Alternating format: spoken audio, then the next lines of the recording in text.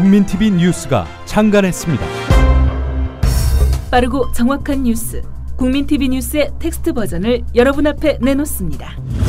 국민TV 라디오의 각종 콘텐츠를 이제는 읽으실 수 있습니다. 뉴스.국민.tv, 국민TV 뉴스에서 세상의 모든 뉴스와 만나세요.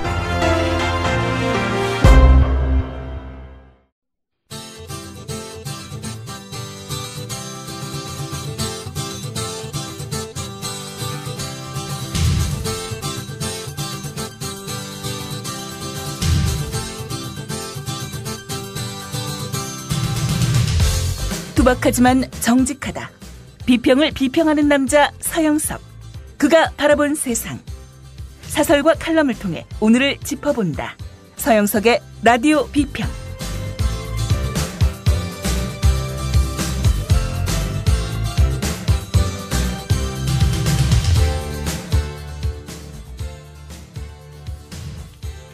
네, 안녕하십니까. 서영석입니다. 2013년 8월 10일 토요일, 바로 내일이죠. 저녁 7시 서울광장에서 촛불문화제가 열립니다.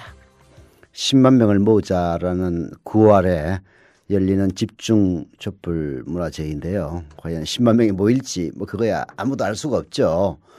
과거 광우병 쇠고기 수입 반대 촛불 집회는 그나마 노무현, 김대중 10년 정권의 언론 자유가 살아있었기 때문에 TV 방송을 통해서 많이 보도가 됐고, 그런 것들이 시민들을 거리로 나오게 만드는 요인이 됐습니다마는, 이명박 5년 동안 권력이 장악한 방송이 어떤 모습을 보여주는지 여러분들 잘 알고 계실 겁니다. 이런 열악한 환경 속에서 과연 10만 명이 모일지 아무도 알 수는 없지만은, 내일 저녁 7시 서울광장에서 민주를 찾기 위한 마음이 있는 민주시민이면 누구나 촛불 하나 들고 양손에 친구들 손잡고 나란히 오시기를 바람하지 않습니다. 노회찬 의원이 얘기했듯이 사초 정발이 국기를 흔드는 일이라면 국정원장의 정상회담 대화록 공개는 국기를 짓밟는 일이고, 국정원의 대선 불법 개입 댓글 공작은 국기를 찢는 일입니다. 라디오 비평 8월 9일 시작합니다. 함께하고 계신 방송은 정치평론가 서영석 미디어 협동조합 이사가 진행하는 라디오 비평입니다. 국민TV 조합원 인천 번개 모임 여러분들이 신청한 광고입니다. 저는 평범한 시민입니다. 열심히만 살면 잘 살 거라 믿고 살아왔습니다. 하지만 아무리 열심히 해도 삶이 많이 나아지지 않았습니다. 지금은 부당함에 대해 알게 됐고, 내가 낸 세금이 잘못 쓰이고 있는 것과 진짜가 가짜가 되고 도둑이 의인이 되는 이런 세상의 이면을 보면서 분노하게 됐습니다.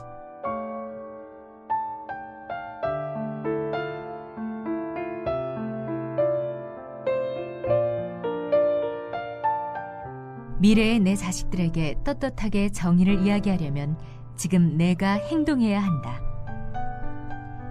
여러분, 부끄럽지 않은 사람이 되기 위해서 미디어 협동조합의 조합원이 되어주세요.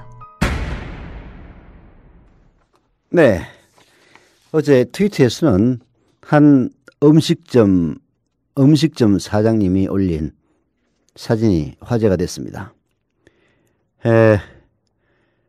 양철 지붕 사장이었다는 사진 속에는 그렇게 나오는데요. 아마 어디인가 지방의 그 음식점 사장님 같은데, 자기 가게 앞에다가 이런 팻말을 붙였습니다. 그래, 나 새 아들 키우면서 먹고 살기도 졸라게 힘들어. 더군다나 토요일 날 장사는 절대 포기할 수가 없지. 그런데 나 한번 갔다 와야겠어. 서울시청 앞에 촛불 하나 더 하러 갔다 와야겠어. 아무리 언론이 정권의 개가 되었어도 관심 좀 갖자. 우리에게 무슨 일이 일어나고 있는지 찾아서 좀 보잔 말이야. 이상 배가 부른 양철지붕 사장이었습니다. 갔다 와서도 열심히 하겠습니다. 뭐 이런 식으로 토요일 날 휴업한다는 그런 공고를 붙였는데요. 이게 아주 뜨거운 화제가 됐습니다. 한겨레 21일에 촛불이나 국정원, NLL 차라리 외신을 보세요라는 기사가 눈길을 끌었습니다. 큰 그림을 감상할 때 너무 가까이 있으면 제대로 볼 수가 없다는 거죠. 한 발, 두 발 물러서서 거리를 두다 보면 전체 윤곽이 점점 뚜렷해지고 그래도 충분하지 않을 때는 아예 실눈만 뜬 채 그림을 보면 시각이 단순해지는 효과를 볼 수 있다고 합니다. 국가정보원 관련 사건을 보도하는 최근 외신 기사가 꼭 그렇다는 거죠. 한국 상황을 잘 모르는 자기 나라 독자나 시청자를 위해서 한 발 떨어져서 사안을 단순화해 놓으니까 오히려 본질이 명확해진다 라고 한겨레 21은 지적을 하면서 외신 보도를 요약해 놓고 있는데요. 미국의 온라인 매체 글로벌 포스트가 정리해 놓은 말하자면 이것도 결국은 미국의 독자들을 위해서 한국의 국정원 불법 대선 개입에 대해서 요약한 거죠. 이걸 보면은 진짜 사태가 단순 명료하게 이해가 됩니다. 이걸 요약하면 이렇다고 합니다. 첫 번째, 촛불 시위를 촉발한 이번 사건은 두 가지가 하나로 합쳐진 것이다. 두 번째, 6월 말 국정원은 민감한 문서인 2007년 남북 정상회담 대화록을 유출시켰다. 대화록은 야당에게 불리할 수 있는 내용이다. 세 번째, 그러나 이 문건을 공개한 목적은 다른 데 있어 보인다. 국정원이 지난 12월 대선에 개입한 사건에서 대중적인 관심을 돌려놓으려는 의도로 보는 시각이 있다. 네 번째, 국정원 직원들은 대선을 앞두고 박근혜 대통령을 지지하는 수많은 게시물 댓글을 작성했다. 좌파에 대해서는 북한에 동조하는 공산주의 선동 세력이라고 비방했다. 그러나 선전 활동은 오래지 않아 발각됐고 원세훈 전 국정원장은 이를 지휘한 혐의로 기소됐다. 전직 서울지방경찰청장도 최초 조사 결과를 왜곡한 혐의로 기소됐다. 다섯 번째, 국정원은 국가안보에 부정적 영향을 줄 것을 우려해 대화록을 합법적으로 공개한 것이라고 했지만 이런 문서는 15년 동안 기밀로 보관돼야 하며 국회의원 3분의 2가 동의해야만 공개할 수가 있다. 여섯 번째, 지난해 대선에서 3%포인트 차이로 당선된 박근혜 대통령은 전혀 모르는 일이고 혜택을 본 것도 없다며 전임자인 이명박 정부가 한 일이라고 주장한다. 일곱 번째, 독재자인 박근혜 아버지 박정희는 1960년 70년대 국정원의 전신인 중앙정보부를 투표 조작 등 어두운 일에 동원했다. 여덟 번째, 국제위기그룹에서는 박근혜에게 전혀 흠집이 생기지 않을 수도 있지만 최악의 경우엔 탄핵을 당할 수도 있다고 한다. 국정원 개혁의 필요성을 주장하는 목소리도 높아지고 있다. 이렇게 미국의 온라인 매체 글로벌 포스터가 미국의 자기 나라의 독자를 위해서 간단하게 요약을 했는데요. 이게 사실 우리 이번 국정원 불법 대선 개입 사건의 이 얼개를 알기 쉽게 요약한 것이 아니냐 하는 그런 생각이 듭니다. 과거 국내 소식을 외신을 통해서 접하던 시절이 있었죠. 언론 환경이 자유롭지 못해서 정부 비판성 기사가 드물던 군사정권 시절이었습니다. 당시 국내에 공식적인 경로로 수입된 외국 주간지의 한국 관련 기사는 먹물이 까맣게 칠해지거나 칼로 잘려나가서 읽을 수 없는 경우도 많습니다. 타임이나 뉴스위크 한국의 독재자 박정희에 대해서 다룬 기사가 있으면은 아예 까만 걸로 그냥 먹칠을 해놓던가 아니면 칼로 예리하게 잘라서 국내에 배달이 됐습니다. 사람들은 다른 경로로 기사를 입수해 돌려보곤 했죠. 지금은 그런 시절이 아닙니다. 하지만 외신 보도로 사건의 실체가 제대로 알려지기를 바라는 사람들이 많습니다. 과연 언론이 자유롭지 못한 것인지 아니면 언론에 자유가 필요하지 않은 것인지 정말로 슬픈 현실이 아닐 수가 없습니다. 자, 오늘 첫 칼럼은요. 한겨레신문 김종대 디펜스 21플러스 편집장이 쓴 박근혜가 역사에 집착하는 까닭이라는 칼럼입니다. 저도에서 돌아온 박근혜 대통령의 역사 타령이 계속되고 있다. 박 대통령이 인문학계 인사들과의 오찬에서 교사들이 편협한 자기 생각을 감수성이 예민한 학생들에게 가르치면 굉장히 위험하고 잘못하면 영혼을 병들게 만드는 것이라는 말을 했다. 언제는 말 곱게 하자던 대통령의 입에서 나온 막말이다. 이건 결코 우발적인 사건이 아니다. 지난 6월에 한 언론의 설문조사를 인용하면서 6.25 전쟁이 남침이냐 북침이냐는 논란을 불러온 대통령 설화 사건이 일어났다. 필자가 굳이 설화 사건이라고 말하는 이유는 박 대통령의 그 한마디가 우리 교사들과 학생들이 졸지에 비정상적인 취급을 받도록 했고 교육 현장에서 일대 소동을 초래했기 때문이다. 역사 교육이 문제라고 하니까 곧이어 국어 교육이 더 문제라는 이야기가 나왔고 한자 교육의 부실이 더 문제라는 또 다른 논란도 이어졌다. 이 논란이 이어지던 중 야당 의원이 만주국의 역사를 파헤친 기시 노부스케와 박정희라는 역사책에 귀태라는 용어를 인용하자 청와대가 이를 문제 삼고 전국이 경색되는 설화 사건 제2탄이 나왔다. 여기서 중요한 진실이 드러나고 있다. 바로 역사 논쟁이 박근혜 정부의 정치적 급소라는 사실이다. 그렇습니다. 박근혜의 아버지 박정희는 만주군관학교에서 일본 육사까지 갔던 전형적인 친일파 군인이었습니다.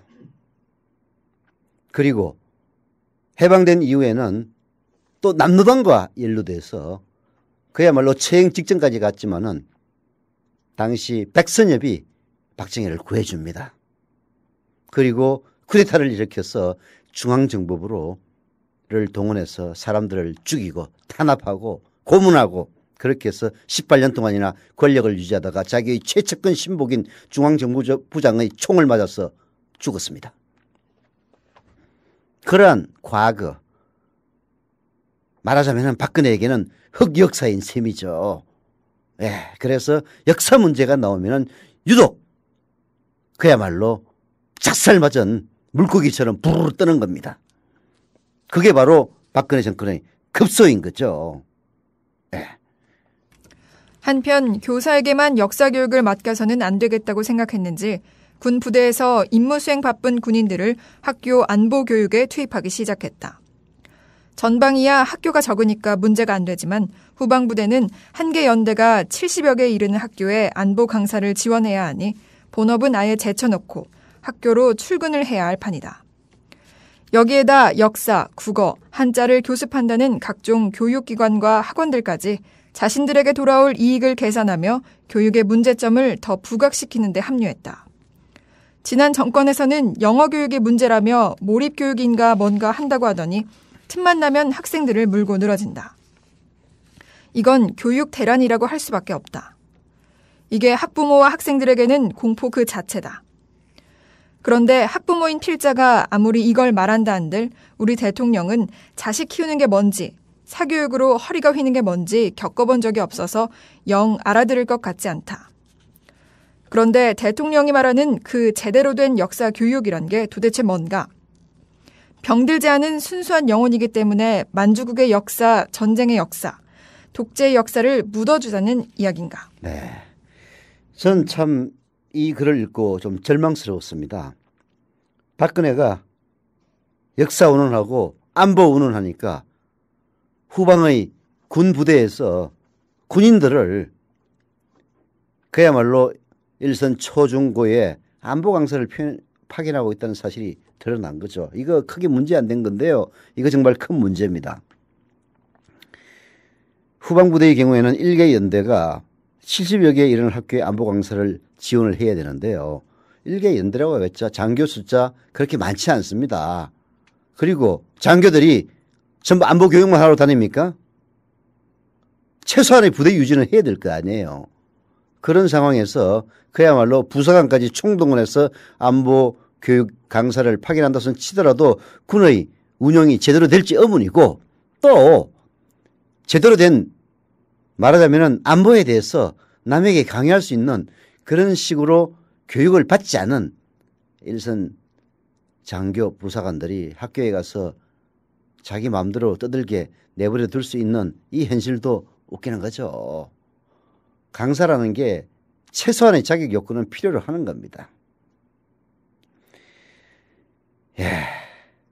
참 어떻게 된 게 세상이 이렇게 거꾸로 돌아가는지 도저히 참 이해가 안 갑니다.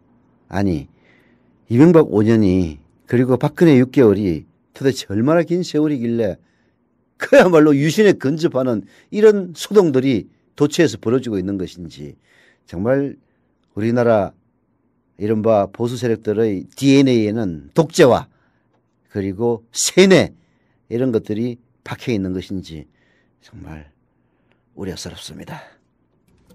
성경이 위대한 역사책인 이유는 이스라엘 민족의 치부가 낱낱이 기록되어 있기 때문이다. 신에게 선택된 민족이 신을 어떻게 배신했는지 지저분한 이야기가 다 나온다. 그렇다고 이런 성경을 끼고 사는 이스라엘에서 역사를 자학이 아닌 긍정으로 바꾸자는 정치 지도자는 없다. 프랑스 전쟁 박물관에 들어서면 첫 글귀가 우리의 어떤 잘못이 독일의 침공을 초래했는가이다. 이 때문에 베르사유 조약에서 독일에 가혹했다고 인정하며 전쟁 발발 당시에 프랑스 집권 세력의 무능을 다 고발하는 게 프랑스의 전쟁 기념이다. 더 말할 것도 없이 독일의 방송은 지금도 매일 자신의 치부를 고발하고 반성하는 방송을 내보낸다. 국가의 격이 높고 향기가 난다. 우리는 긍정의 힘이 중요하다고 하지만 정작 역사는 철저한 자기 부정과 반성을 통해 발전해왔다. 그러나 지금의 안보 교육이나 정전 60주년 행사는 전쟁에서 패주하며 국민도 버리고 도망간 한국 전쟁의 패조까지 영웅으로 만드는 반성하지 말자는 역사 교육이다. 이건 역사 교육이 아니라 군대의 정신교육 또는 정운 집체 교육에 가깝다. 이런 대통령의 역사 논쟁에 내 아이들이 비정상적인 취급을 받고 사교육비가 더 지출될 걸 생각하면 우라가 치민다. 우라가 침입니다. 역사는 철저한 자기부정과 반성을 통해서 발전한다. 그래서 프랑스나 독일은 방송, 특집 할 때마다 나치 독일의 과거를 반성하고 프랑스는 자기들이 어떻게 해서 전쟁에서 패배했는지 그 과거사에 대한 반성 많이 합니다. 프랑스가 사실 독일에게 전쟁에 패배하고 친나치 정권인 비시 정권이 들어선 이후 결국 나치 독일이 패주하면서 영국에 망명했던 드골 망명 정권이 프랑스로 들어와서 정권을 잡으면서 엄청난 숙청의 피바람이 붑니다. 특히 언론을 통해서 부역했던 사람들은 가차없이 처단했습니다. 그런 과거에 대한 자기 반성이 있었기 때문에 오늘날의 프랑스와 독일이 존재했던 거죠. 우리나라에서는 어떻습니까? 이승만, 전쟁 나면은 북진 통일해가지고 저 백두산에 깃발 꽂는데 일주일도 안 걸릴 거라고 그렇게 지랄 연병을 들었던 이승만이 전쟁이 나자마자 그리고 전쟁의 징후는 많이 있었다고 역사는 증언합니다. 북한의 남침, 기습 남침이 있자마자 몇 시간도 안 돼가지고 한강다리를 폭파하고 몇 시간은 더 됐나요? 한강다리를 폭파하고 서울 시민들을 내버려둔 채 도망간 인간이 바로 이승만입니다. 그리고 초기 전쟁을 잘못해가지고 육군 참모총장도 아마 죽을 겁니다. 이런 그야말로 한국 전쟁의 패조까지 영웅으로 만드는 이따위 역사교육이라면은 차라리 쓰레기통에 처박고 시궁장에 처박는 것이 더 낫습니다. 정말 이런 박근혜의 역사 논쟁 때문에 이뤄지고 벌어나고 있는 코미디 맛도 못한 이런 일들을 보면은 김종대 편집장의 이 얘기대로 내 아이들이 그야말로 비정상인 취급을 받고 그리고 또 사교육비가 더 지출되는 걸 생각하면 우라가 치미지 않을 수가 없습니다. 노래 듣고 오죠. 우라는 치밀더라도 노래는 들어야 됩니다. 왜? 다음으로 넘어가기 위해서죠. FT 아일랜드의 집착 듣고는 동안 다시 한번 부탁을 드리지만 청취자 여러분들의 그리고 조합원 여러분들의 청자 혹은 조합원 가입 부탁드리겠습니다. 노래 나갑니다.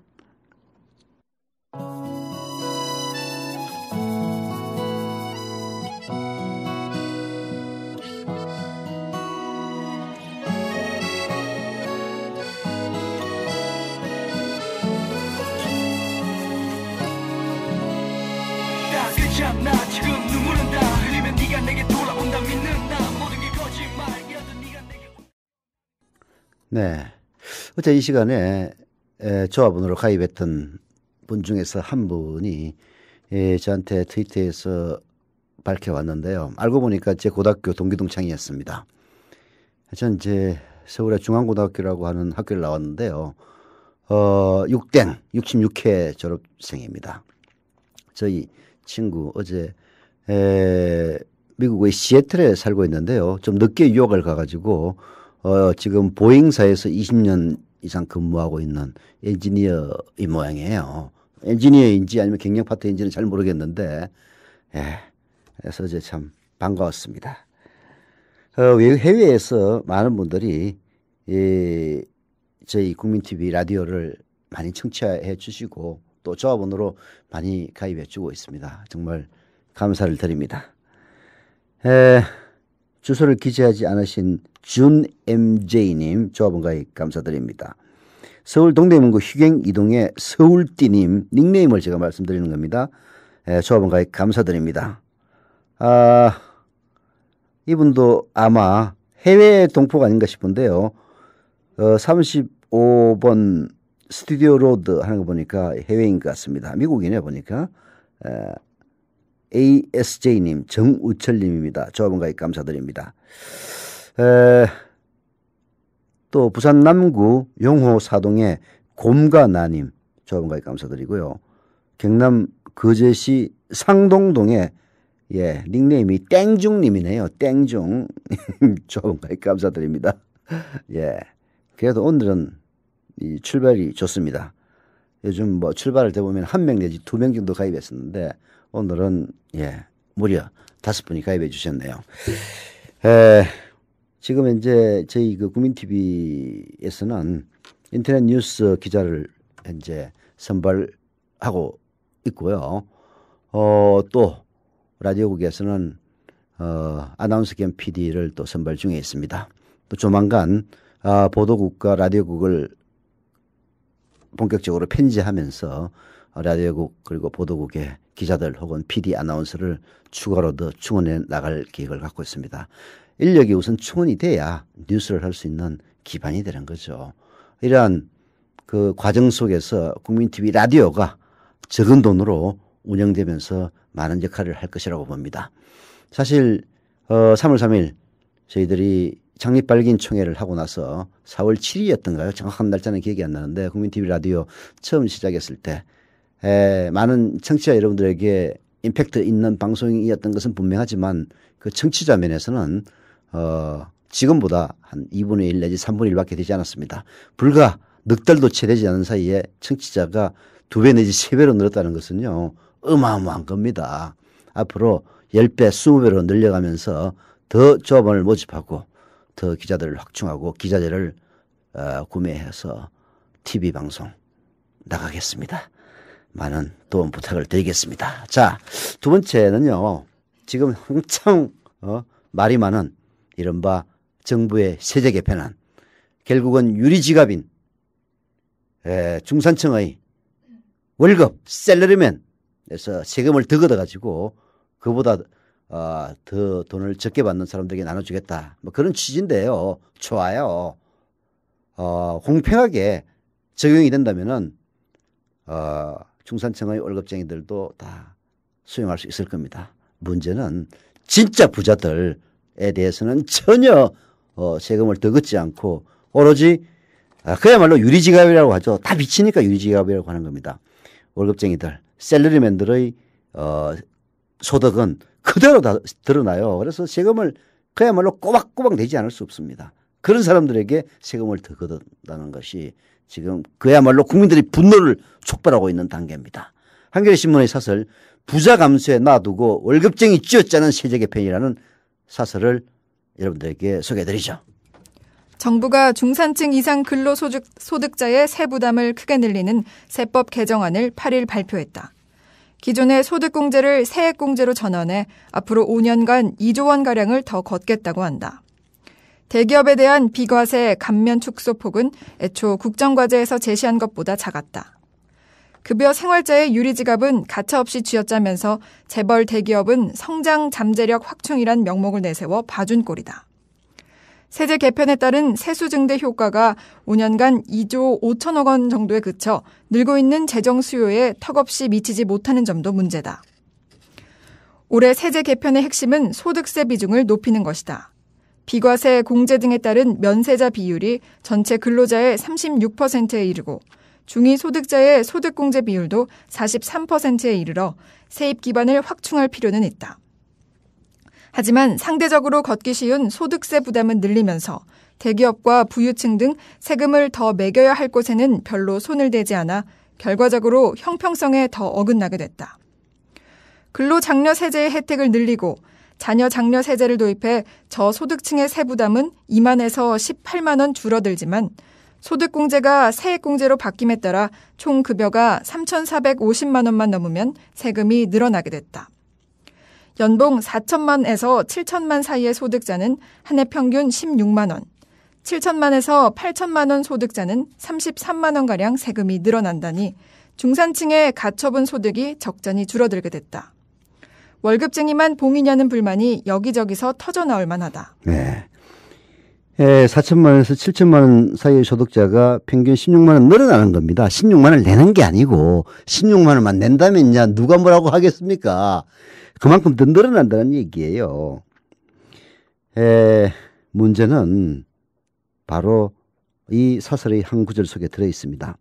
상대적으로 걷기 쉬운 소득세 부담을 늘리면서 대기업과 부유층 등 세금을 더 매겨야 할 곳에는 별로 손을 대지 않아 결과적으로 형평성에 어긋나게 됐다. 이게 바로 핵심입니다. 소득세는 유리지갑인 샐러리맨들에게 세원이 100% 노출이 됩니다. 그래서 세금 걷기가 편하죠. 그리고 원천 징수를 하기 때문에 저항도 적습니다. 원천 징수 뭔지 아시죠? 예. 그러나 기타 자본 이득이라든지 이런 것들은 원천 징수가 불가능하기 때문에 스스로 소득을 신고해서 세금을 더 내야 됩니다. 이런 것들에 대해서는 사실 세원 추적이라든지 이런 것들이 복잡해요. 그러니까 외면하고 걷기 쉬운 데서 돈을 더 거두려고 하는 이런 행정 편의주의는 과거부터도 있어 왔는데요. 지금 이명박 정부 들어오면서부터 부자들 봐주기, 재벌 대기업 봐주기는 점점 더 그 도를 그야말로 심한 정도를 넘어가지고 국민들을 폭발시키게 만든 정도까지 이르는 거죠. 예, 대기업. 정말 우리나라만큼 기업하기 좋은 데 없습니다. 반면 국내 총생산에서 차지하는 비중이 크고 주머니가 넉넉한 대기업의 부담은 그렇게 많이 늘지 않았다. 세율은 그대로 두고 비과세 감면폭만 소폭 줄인 탓이다. 대기업의 연구개발 세액공제 혜택도 10%에서 3%로 줄이는 선에서 그쳤다. 유망 서비스업에 대한 연구개발 세액공제 지원은 오히려 확대했다. 일감 몰아주기 과세를 시행 첫 해부터 완화해준 것도 경제 민주화 의지와 조세 정의를 빛바라게 한다. 세금을 물리지 않아 논란이 됐던 공무원 직급 보조비와 종교인의 소득에 과세하기로 한 점은 그나마 잘한 일이다. 네, 그나마 잘한 종교인의 소득에 대한 과세도요 2015년부터 하기로 했답니다. 그동안에 쓱싹 해가지고 야 법에 안 걸리게 좀 잘해 해서 유예기간을 뒀다는 그런 인상마저 줍니다. 우리나라 대기업은요 OECD 국가들에 비하면 정확한 통계는 나오지 않습니다만 세금 부담이 가장 적은 나라 그룹에 속합니다. 예. 그래서 사실 더 봐주고 자시고 할 것도 없어요. 예? 그리고 특히 재벌 대기업의 경우에는 많은 순이익을 올리고 있는 기업들입니다. 세금 좀 더 걷는다고 해서 기업 망하지 않아요. 그런 쉽게 얘기해서 재벌들에게서 혹은 대기업에서 세금 걷는 게 사실은 제일 편합니다. 그런데 왜 그렇게 하지 않느냐? 강력한 로비력이 존재하기 때문이죠. 뭐 우리나라뿐만이 아니라 다른 나라도 역시 마찬가지인데요. 세금을 피하기 위한 뭐 절세라고 보통 얘기를 합니다만은 뭐 절세는 기본이고 편법에 동원한 탈세까지 서슴지 않는 게 기업의 생리 아닙니까? 이럴수록 엄격하게 감사하고 조사하고 세원을 추적 발굴해서 세금을 더 걷어야 될 대상인 재벌들에게 대해서는 그야말로 봐주기를 거듭하고 있고 정말 만만한 게 봉이라고 월급쟁이 지갑만 겨냥해서 게다가 그렇게 해서 5년 동안 더 걷는 세금도 2조 5천억 원이에요. 뭐 개인에게 비교하면 무지무지하게 많은 돈이긴 합니다만은 우리나라의 늘어나는 복지 수요를 생각하고 특히 박근혜 대통령이 선거 기간 중간 공약했던 그런 복지 수요를 충당시키려면 턱없이 모자라는 금액일 뿐입니다. 지금이라도 생각 바꿔가지고요. 세금 재벌들에게서 더 걷어야 됩니다. 종합부동산세 더 강화해야 됩니다. 무엇보다 우려스러운 점은 이번 세제 개편안에 공약 이행을 위한 재원 조달 방안이 담겨 있지 않다는 점이다. 정부는 복지 확대 등으로 늘어날 재정 수요를 위해 앞으로 5년간 48조 원을 국세 수입으로 조달하겠다고 밝혔지만 세제 개편에 따른 세수 증대 효과는 2조 5천억 원에 불과하다. 더군다나 올 상반기엔 전년 동기에 비해 세금이 10조 원이나 덜 거쳤다. 이대로 가면 재원이 달려 복지 공약을 축소하거나 국채 발행으로 재정 건전성을 희생해야 할 상황이다. 바로 제가 방금 설명한 그 얘기입니다. 복지 확대 등으로 늘어나는 재정 수요 앞으로 5년간 48조 원이나 된다고 합니다. 그런데 이런 식으로 월급쟁이 쥐어짜가지고 늘어나는 세수는 2조 5천억 원에 불과해요. 그리고 올해만 하더라도 세수 결손액이 10조 원에 달한다고 합니다. 이대로 간다면은 결국은 채권을 발행해서 우리 후세들에게 그 빚을 물려줘야 됩니다. 그렇게 하지 않으려면 방법도 하나 있어요. 부자들에게 세금 물리면 돼요. 그리고 세금 피하려고 온갖 발버둥을 치겠지. 그러나 한국만큼 기업하기 좋은 데가 어디 있습니까? 툭 하면 외국으로 튄다고 그러지만은 외국으로 가보세요. 지금보다 더 훨씬 더 과중한 세금을 물어야 됩니다. 그래서 우리가 세금 좀 더 건다고 해서 말처럼 외국으로 못 튀어요. 정부는 추가 재원이 필요하면 공론화 과정을 거쳐서 세입 확충의 폭가 방법에 대한 합의를 도출하겠다고 정세 여지를 남겼습니다. 하지만 세수 결손이 눈에 빤히 보이고 이명박 정부의 부자 감세로 대기업과 부유층만 혜택을 보고 있는 현실에서 원론적인 말만 티내는 것은 직무유기나 다름없습니다. 이제는 재원 확충과 형평가세를 위한 구체적인 방안을 내놓아야 합니다. 라고 한겨레 신문이 울부짖고 있는데요. 과연 박근혜 정권의 그 꽉 막힌 귀에 이런 말들이 들어갈지. 그래서 8월 10일 집회에 나와서 시민들의 힘을 보여줘야 됩니다. 대만에서 25만 명이 나와가지고 결국은 군부대 의문사를 제대로 된 의문사로 되돌려 놓았습니다. 군대에서는 사고사, 자살 이런 식으로 거짓말을 하다가 25만 명의 시민 촛불에 깜짝 놀라가지고 제대로 진상을 고백했던 겁니다. 민주주의 결코 쉽게 얻어지는 것 아닙니다. 제대로 된 정권인 경우에는 우리가 굳이 나갈 필요 없지만은 이런 식으로 국정원의 불법 대선 개입 부정선거에 대해서도 오불가는 난 몰라 라는 식으로 나오는 대통령, 그리고 그 대통령을 보호하기 위해서 국정조사를 한다면서 진짜 후한무치가 무엇인지 뻔뻔함이 무엇인지 그 절정을 보여주는 집권당, 이런 집권당은 시민들이 힘으로 그 항의의 뜻을 보여주지 않으면 백년하청이죠. 네. 노래 하나 듣고 계속하겠습니다. 써니사이드 MJ의 내 맘을 아냐고 라는 노래를 듣고 오는 동안 또 여러분들의 가열찬 조합원가입과 정자러시 기대하겠습니다. 갑니다. 내 맘을 아냐고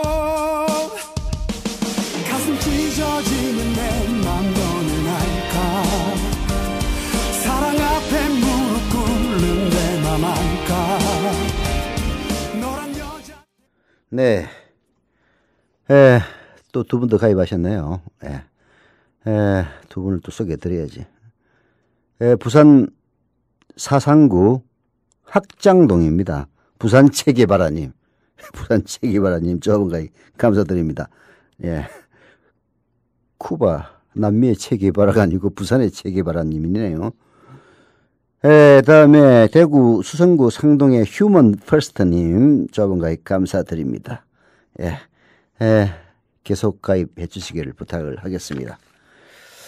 자, 개성공단에 대한 오늘 한겨레신문 박현 워싱턴 특파원의 그런 정말 읽을만 합니다.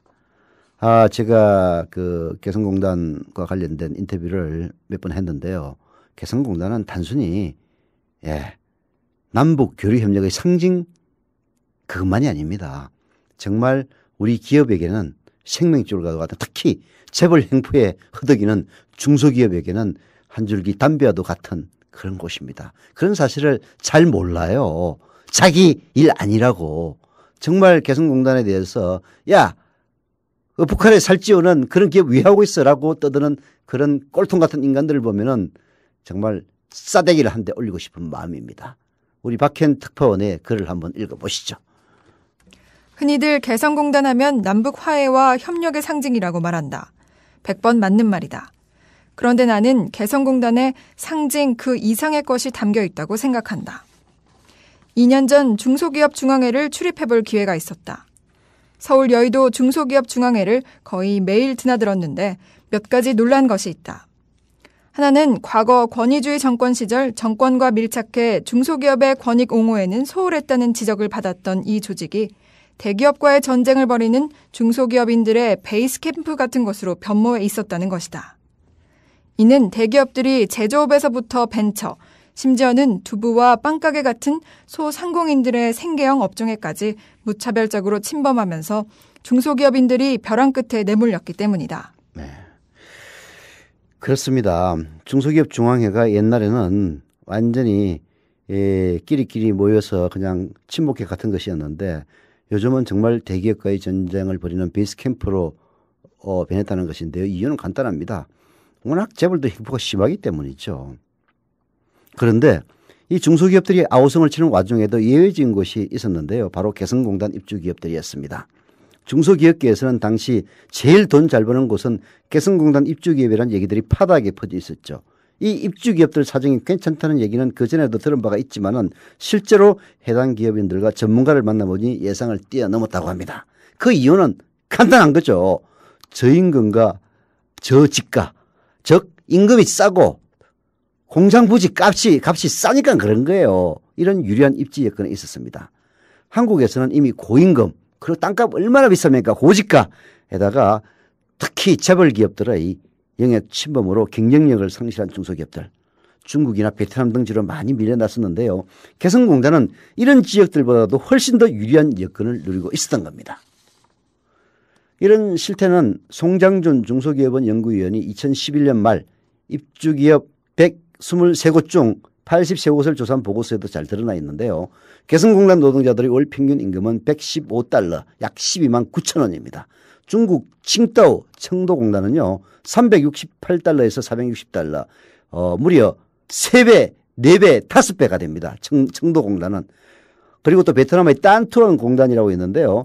여기도 151달러에서 164달러에서 개성공단보다는 훨씬 비쌌습니다. 땅값 역시 평방미터당 개성공단은 41달러에 불과했는데요. 칭다오, 즉 청도공단은 100달러에서 200달러, 딴투안 공단은 200달러에서 260달러와는 비교가 되지 않을 정도로 쌌던 겁니다. 물류 측면에서도 개성공단은 서울에서 60km밖에 떨어져 있지 않아서 통관 절차를 고려하더라도 물품 반입에는 하루나 길어야 사흘밖에 걸리지 않습니다. 칭다오에서 인천까지는 일주일 최소한 걸립니다. 딴투안에서 부산까지는 열흘 정도 걸립니다. 그래서 개성공단 입주기업들은 천안함 사건과 연평도 포격 사건, 5.24 대북 제재 조처 등 남북한 관계가 최악의 상황에 빠져들어도 잠시 주춤할 뿐 금세 회복했던 거죠. 즉 중소기업들이 개성공단에 기업을 입주시켜 놓으면 돈이 되니까 아무리 전쟁이 나네 마네 해도 계속 기업은 유지됐던 겁니다. 물론 우리만 좋았던 건 아니죠. 북한 역시 고용인원이 계속 늘어서 5만 명이 늘었습니다. 개성공단은요 단순히 남북 화해의 상징 그것만은 아닙니다. 개성공단 계속 늘려가지고 대기업들도 들어가고 그리고 외국 기업들까지 들어온다면 자연스럽게 그 안전보장이 되는 겁니다. 왜 그런 거는 모르고 그야말로 근시안적인 소리를 하는 건지 답답합니다. 라디오 비평 오늘 여기서 마치겠습니다.